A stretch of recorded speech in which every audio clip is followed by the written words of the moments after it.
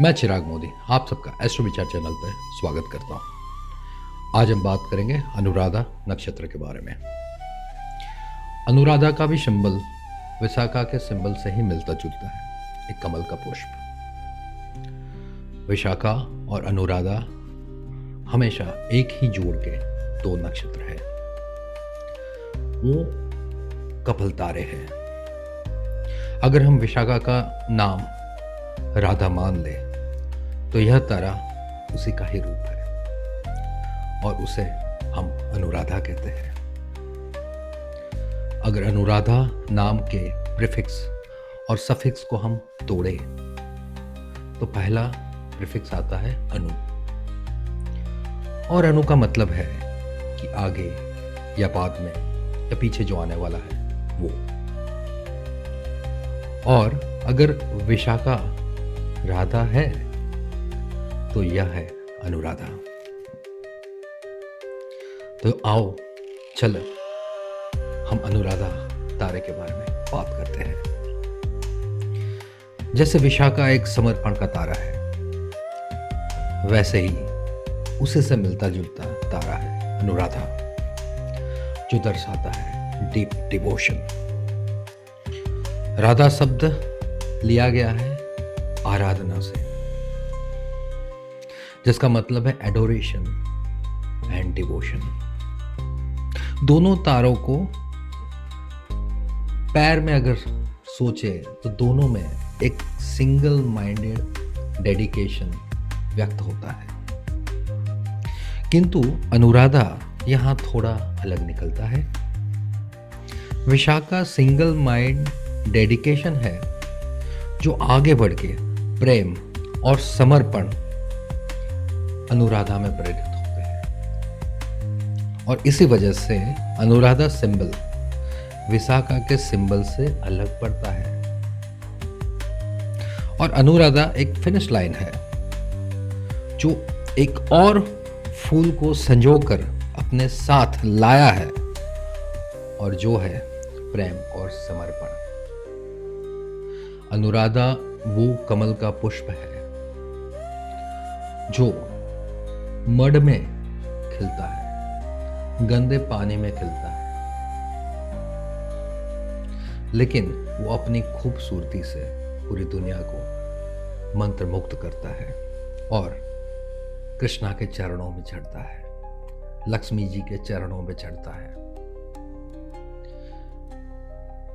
तो ये उदाहरण से आप समझ ही गए होंगे कि अनुराधा को क्या मिलता है और अनुराधा क्या देता है। अनुराधा को मिलता है मड, कीचड़, गंदा पानी, और वो क्या देता है? वो देता है खूबसूरती, मनमोहकता और ईश्वर की प्राप्ति। तो चलो आगे बढ़ते हैं। अनुराधा के इष्ट है मित्रदेव, जो कि समर्पण और मित्रता के पौराणिक कालों से देव है, और उन्होंने ये साबित कर दिया कि प्रेम ही इंस्पिरेशन है। अब ये मित्र देव के बारे में हम विस्तृत डिस्कस करेंगे। मित्र का पहला अक्षर है मी, मतलब साथ आओ, और दूसरा अक्षर है त्रा, मतलब एक साधन या एक इंस्ट्रूमेंट जो इस तारा के देव मित्र सबको एक साथ लाते हैं, और इसीलिए दुनिया में फ्रेंड के लिए मित्र शब्द का वजूद आया। आज हम फ्रेंड्स को मित्र कहते हैं, एंड ये मित्र शब्द डेडिकेटेड है अनुराधा नक्षत्र के इष्ट देव मित्रदेव से। वहीं से बनी मित्रता, वहीं से बना प्यार। तो मित्र पूरी दुनिया के लोगों को एक साथ लाते हैं और एक दूसरे के बीच में एक बंधन से सबको बांधते हैं। तो मित्र सबको एक साथ जोड़े रखने वाला एक ऐसा इंस्ट्रूमेंट है, और इसीलिए वे प्यार और दोस्ती के इष्ट देव है। ऋग्वेद में भी मित्र के बारे में काफी प्रशंसाएं की गई है। मित्र यानी कि मित्रदेव। उसमें एक श्लोक है जो ऋग्वेद की तीसरी किताब में 59 नंबर का श्लोक दिया गया है। नॉर्मली मित्र के भी एक मित्र है जिनका नाम है वरुण। वो वरुण देव के खासम खास है और वरुण देव मित्र के खासम खास। मगर ये जो ऋग्वेद में श्लोक है उसमें सिर्फ मित्रदेव के बारे में ही वर्णन है।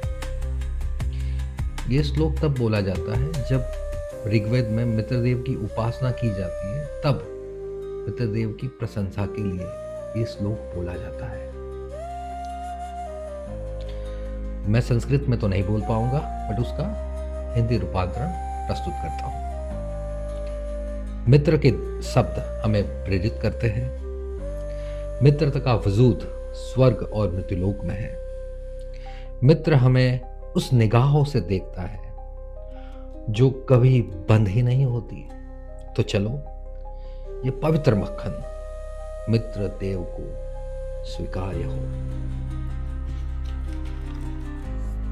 अब यहां ये मंत्र में, ये श्लोक में देवलोक में मित्र शब्द को हटाकर लव यानी कि प्रेम को जोड़ दिया और मित्रदेव के बारे में, अनुराधा नक्षत्र के बारे में देवलोक में क्या बोला जाता है वो ऋग्वेद में प्रस्तुत है। हिंदी भावार्थ प्रस्तुत करता हूं। प्रेम हमें कुछ भी करने को प्रेरित करता है। प्रेम का वजूद स्वर्गलोक एवं मृत्युलोक में मौजूद है। सभी लोग, भगवान भी इसी प्रेम से प्रेरित है और प्रेम की वजह से ही देवों एवं भगवान का भी वजूद कायम है। जब वो प्रेमी एक दूसरे को देख रहे होते हैं तो वे पलक नहीं झपकते, क्योंकि अगर उनसे पलक झपक भी जाती है तो वे अपनी पलकों को कोसते हैं, क्योंकि वह प्रेमी एक दूसरों को अपनी पलकों से एक पल के लिए भी ओझल हुआ बर्दाश्त नहीं कर पाते हैं। और देखो, यह नजर होती है मित्रदेव की जो अनुराधा के इष्ट है। अनुराधा वह तारा है जहां प्रेम ही सब कार्य करने को प्रोत्साहित करता है। यह एक नजाकत, रोमांस, खूबसूरती और प्यार लेने और प्यार देने का बेहद रोमांटिक तारा है। ऋग्वेद आगे कहता है, ओ मित्र, हम तुम्हारे सिद्धांतों से जीने के लिए तैयार हैं, जो दर्शाता है कि वैदिक ऋषि और देव हमेशा मित्र के सिद्धांतों से ही जीवन जीते थे और उन्होंने उसी के ऊपर अपने जीवन के कुछ नियम बनाए और यह प्रमाणित किया कि प्रेम ही सभी नीति और नियम का मूल एलिमेंट है। यही जीवन का प्रमुख एसेंस है। वास्तव में यह एक ऐसा इंस्ट्रूमेंट है जो लोगों को आपस में जोड़ता है और सबको एक दूसरे के साथ बांध के रखता है। एग्रीमेंट, नियम, वचन इत्यादि प्रेम के ही अलग अलग स्वरूप है। तो प्यार लेने और प्यार देने वाले प्रेम के इस देव मित्र को सिद्धांतों और वचनों के भी देव कहा गया है।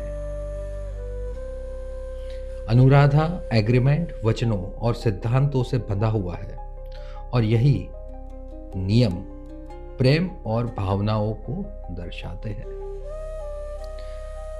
मित्र हमेशा वरुण के साथ पैर में होता है, कपल में। वरुण के बारे में हम शतभिषा नक्षत्र के बारे में जब भी बात करेंगे तब विस्तृत बात करेंगे, क्योंकि शतभिषा नक्षत्र के इष्ट वरुण देव है। वरुण अंडरवर्ल्ड के देव है, मैलेफिक है। वह रात्रि काल को निर्देशित करते हैं और मित्र दिन के काल को रिप्रेजेंट करता है। तो रात्रि का प्रेम वरुण का है और दिन का प्रेम मित्रा का है। तो वरुण लस्ट है जो सेल्फिश है और मित्र सेल्फलेस निर्दोष प्रेम है। मित्र प्रेम है जो सेल्फलेस है और काम जो वरुण जी का है लस्ट है वो सेल्फिश प्रेम है। मित्र का प्रेम दूसरों को खुशी देने में है और उनसे जुड़े रहने में है।